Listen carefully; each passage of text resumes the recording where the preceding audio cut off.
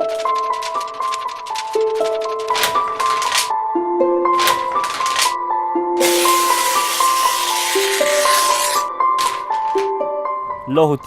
این واژه بلندی، پاکی و ارزش‌های بلند یزدانی را می‌فهماند. لاهوتی یعنی عرش، بالا، بلندی. ناسوتی باشد پایین، پستی.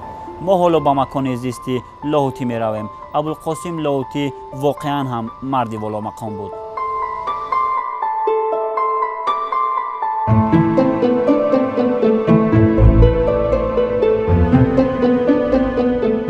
پدر عبدالقاسم لاهوتی طبع بلندی شاعری داشته، در عمرش زیاده از 100,000 مصرع شعر نوشته است.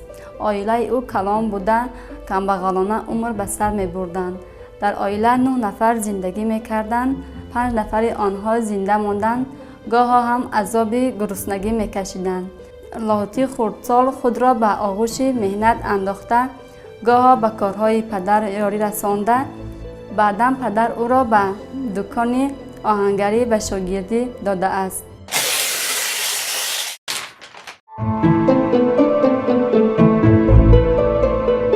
در این منزل ابوالقاسم لاهوتی مدت خیلی کوتاه زندگی کرده است، ولی آن برای مردم جمهوری ما خیلی مقدس است. تشکیل این آثارخانه عرض سپاس و احترام ملت تاجیک است نسبت شاعر خویش. ҳамсари лоҳутӣ силсилабону аз худи лоҳутӣ чандин солҳо хурд буд ва чихеле ки лоҳутӣ мегӯяд, ӯ на танҳо ҳамсар, балки ҳам рафиқ, ҳам котиба, ҳам ҳамсар, ҳам дӯсти меҳрубони ӯ будааст дар давоми тамоми умри онҳо. онҳо соҳиби 3 фарзанд буданд ва хеле хушбахтона зиндагӣ карданд аз рӯи гуфтаи лоҳутӣ.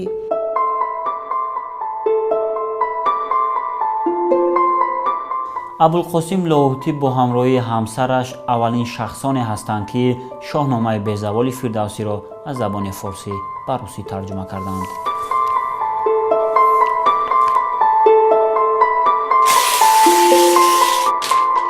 мана дар ин ду ҷевон китобҳое нигоҳдорӣ мешавад ки ба муносибати садсолагии лоҳутӣ вақте ки осорхона кушода мешавад, ҳаводорони баъзе китобҳое ҳаст ки аз тарҷумонҳои асарҳои лоҳутӣ тӯҳфа шудааст. мана масалан аз Умарова ё ин ки аз они худи китоби лоҳутӣ, лекин тарҷумонҳо ба лоҳутӣ тӯҳфа карданд. мана дар ин ҷо китоби Юдаков инҷо нигоҳдорӣ мешавад. дар ин ҷо яке аз шоирони қазоқ китоби худро ба муносибати садсолагии кушодашавии осорхона ва ба муносибати садсолагӣ навишта бо дастхатҳои худ ба осорхона тӯҳфа кардааст. дар байни ин китобҳо мана дар ин ҷевон боз мебинем ки баъзе китобҳое ки ба худи лоҳутӣ тӯҳфа шудааст бо дастхат аз тарафи айнӣ, аз тарафи дӯстони лоҳутӣ, аз тарафи ҳаводорони назми лоҳутӣ ба лоҳутӣ тӯҳфа шудааст. در این آثارخانه اشیاهای ابوالقاسم لاهوتی می باشند.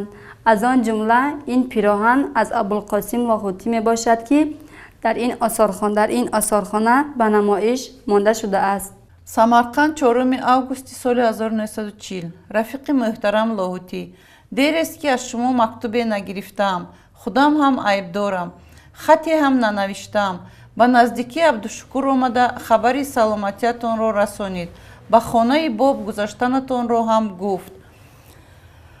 мукотибаи Садриддин Айнӣ ва Абулқосим Лоҳутӣ саҳифаи дурахшони дар таърихи адабиёти тоҷик аст ва ин мукотиба нишон медиҳад ки онҳо ниҳонтарин розҳои худро ба якдигар мегуфтанд ва ҳаёти ҷамъиятӣ, маданӣ ва адабии ҷумҳуриро дар мактубҳояшон иброз медоштанд ва нишон медоданд. дар ин ҷевон мебинем баъзе намунаҳои мукотибаи ин ду адиби бузургро.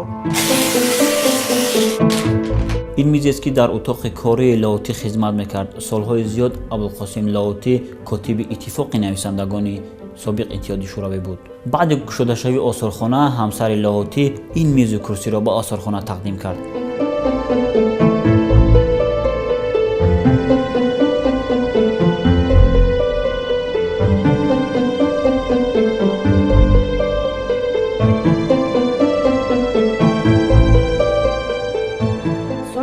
1936 дар киштии марад бо лоҳутӣ вохӯрӣ гузаронда мешавад ва дар он ҷо баҳрнавардон ба ӯ ҳамчун аз ихлосмандони худ ба лоҳутӣ чунин тӯҳфаҳо медиҳанд. Мана ин айнаки баҳрӣ, ин ки моли баҳрнавардон аст, ба лоҳутӣ ҳамчун ба яке аз баҳрнавард, ӯро ки ҳамчун як баҳрнавард ҳисоб мекунанд ва ба ӯ ҳамин асбобҳоро медиҳанд. Ин асбобҳои баҳрнавардон аст ки ба лоҳутӣ тӯҳфа мекунанд дар вақти вохӯрӣ дар киштии марад бо капитани киштӣ ва Рашилов.